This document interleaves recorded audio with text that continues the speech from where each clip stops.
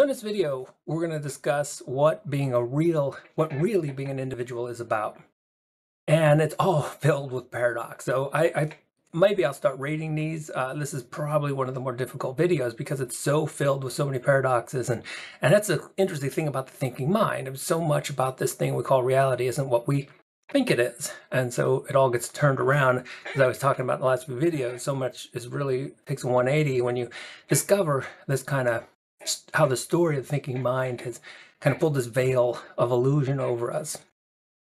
So hang in there, and I'll go slow, and I hope it makes a really important point, and it makes it worth your time if you spend the next 10 minutes with me.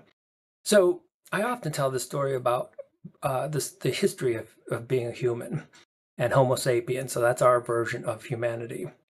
But there were 8, maybe more, who knows how many we'll come up with and discover, but there were at least 8 different versions of human beings on the planet not that long ago, maybe 30, 40, 50,000 years ago. We were all sharing the planet. And all of a sudden, now, look around, you don't see any other species of humans. You only see Homo sapiens. And so it's only us. And so there's always been this question of, well, how did this happen? And there's theories about different disease that could have wiped out all the others. My favorite theory, and you'll see how I think it's supported by indirect evidence. We don't have any smoking guns with it. But the idea was a massive cognitive revolution in Homo sapiens, in our species.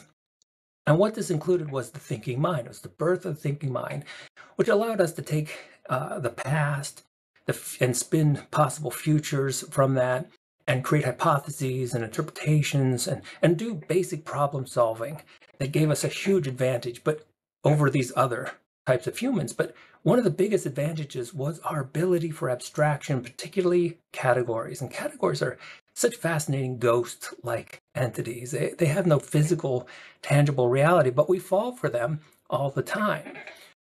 And so it allowed us to form groups and collectives.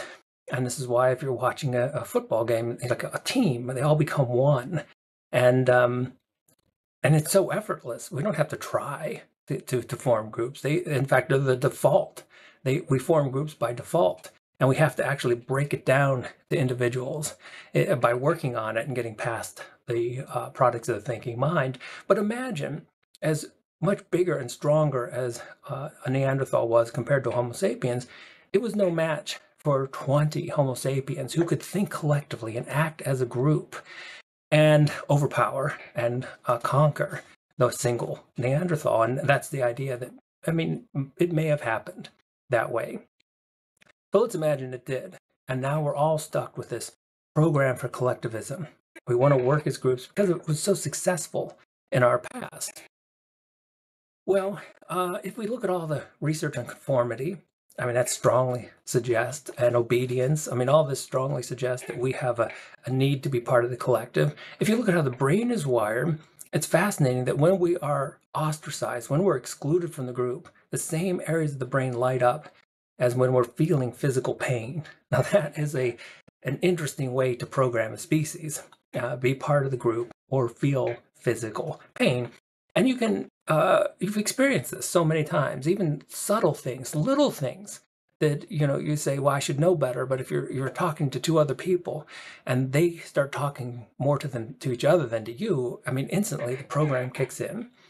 And you could feel this on small groups, certainly with much larger groups. And so that mob mentality is just wired in our skull. And so how do we deal with this old program? Well, there are some interesting ways to deal with it. One, we could all just recognize it as a program.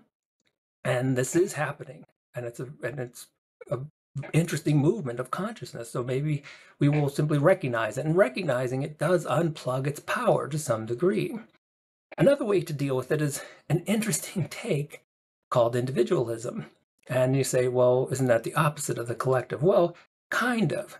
Unless you get in and start doing some brain hacking, and then you can see that you could take this program and say, okay, all you desire is the collective, and you'll be punished if you're not part of the collective. Well, what if we make the collective the individual?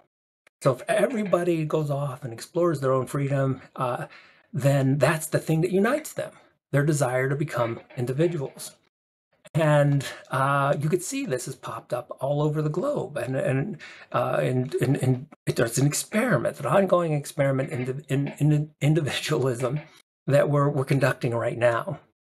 And it kind of reminds me, and I'm not going to bring up too many 80s movies, I promise, but if you remember Up in Smoke, when they're trying to decide what kind of band uniforms they should wear, and Chong says something like, well, if we're going to all wear a uniform, let's all wear something different. And I think that captures, the way to hack into this collective program and say, well, let's all be different. And in all being different, then we'll all be the same by being different. And so that's the first paradox we'll deal with in the video. But it's a really clever way to hack into the program. But you can also feel that, again, even though this is kind of a trick we're playing on the old program's still around, and the old program still wants its original version of collectivism. And so we may someday still be assimilated. Us individualists may still be assimilated by the Borg at some time. And I love the Borg. I've talked about them in so many different videos. They're the perfect mythical projection of the collective mind. And if you haven't seen Star Trek, it's just this cube that floats through space and assimilates all different species into the collective. So they're about as anti-individual as you can get. And so, okay, so we're about halfway through the video, and you say, well, this is all getting kind of weird because, here's a person who wrote a book, no self, no problem, no ego, no problem. And so how can you be talking about the benefits of individualism? Well, I'll get to the benefits of individualism at the end of the video. But I want to remind or demind you that this ego that we're talking about is actually part of the collective. So that's the real trickery of the thinking mind. So when we talk about the ego, any kind of identification we have, that's what forms the ego, all these identities we have. And we say, well, I'm an introvert. All right, well, where did that come from? Did you invent the concept of introvert? If you were the last person on the planet, would you still be an introvert? Would you still be intelligent or unintelligent?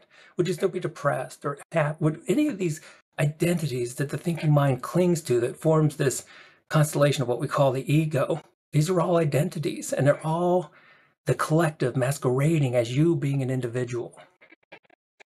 And that's why we fall for that.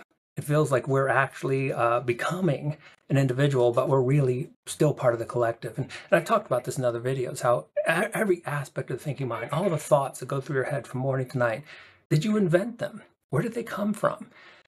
99% of the time, they are a reflection of the collective society, the collective mind that is around you.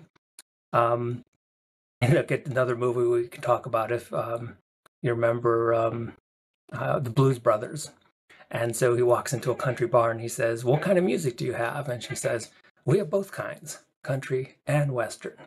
And I just love that because it's so similar to the journey that we're on as being an individual, because so many times we take it, well, conservative or liberal, it feels like a choice. Well, what about option C?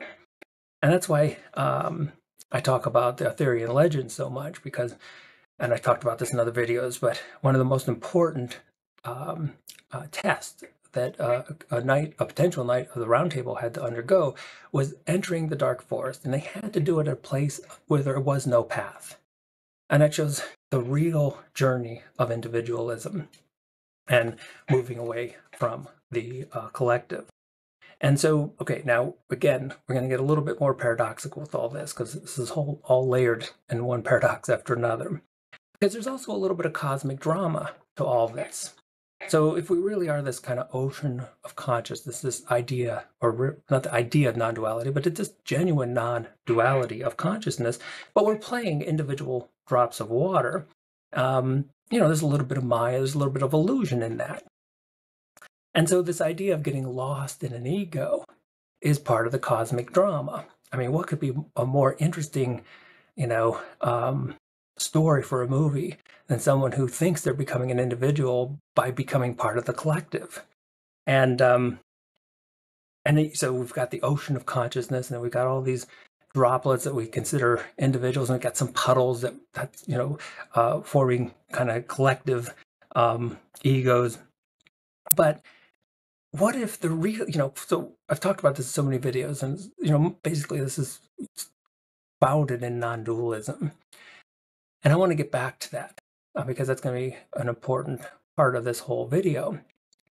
Because when we talk about non-dualism, we talk about oneness or not two-ness, depending on how you want to phrase it. But dualism is there's at least two, and non-dualism is there are not two, there is only one. And so, okay, well, let's take a look at this one. It's super popular right now, this idea that consciousness and Rupert Spira and Eckhart Tolle, they all talk about the one consciousness. So why do we just assume that the one consciousness is this monolithic, homogeneous kind of entity? I mean, why, that's the thinking mind coming back in and trying to do its best at taking a concept of oneness. But we don't know this. We don't know, right? Maybe consciousness loves diversity. And in fact, when you think about consciousness because I've talked about the real world in so many different videos, and we don't know what real physical reality is. And maybe for all we know, real physical reality, all this stuff we call matter, it could be consciousness itself. So again, we're getting a little deeper with all this. So maybe consciousness itself loves diversity. Now, why would I say that? Well, look at nature around you. Take a look at flowers. And so the thinking mind will just say, it puts all this wonderful diversity into a simple box and says, well, they're all just flowers. But when you go out into nature, every single thing in nature is unique. The uniqueness of nature is it's overpowering and humbling to the thinking mind.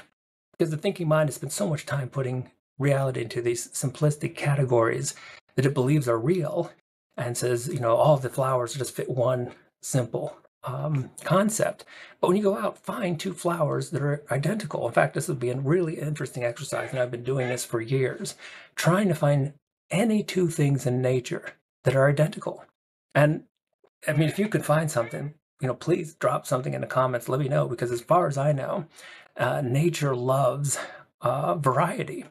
I mean, maybe if you get down to, if you want to make the argument that all electrons, I don't know when we get down to, subatomic world, but certainly in its manifestation on this level that we're interacting with, what we call nature, which we'll call reality, it seems to be all a diversity without any two things being, even genetic twins are still different in very subtle ways if we look carefully enough, and that's the trick. Now, again, the thinking mind can come up with two perfectly identical things. I can draw something, copy and paste it. But I'm talking about things in nature, things in reality. So again, that's the idea. Does consciousness love diversity? And I would argue that it really does. And so this is all coming to this kind of grand paradox. So finding your own path and making your own contribution, finding your true, going beyond the ego to find your true artwork that is a reflection of something completely individual that the universe has never seen before. And that suggests that this existence is such a wild game. You start off as a diverse ocean, so there's one consciousness, but it is filled with diversity. You pretend to be a separate individual by playing the game of being a collective ego, then your uniqueness might actually hit you. You realize that the ego is this collective thing that's just another program that is never really who I am at all. And then you become who you are. And when you become who you are an individual piece of art that adds immeasurably to the diversity and uniqueness of consciousness itself.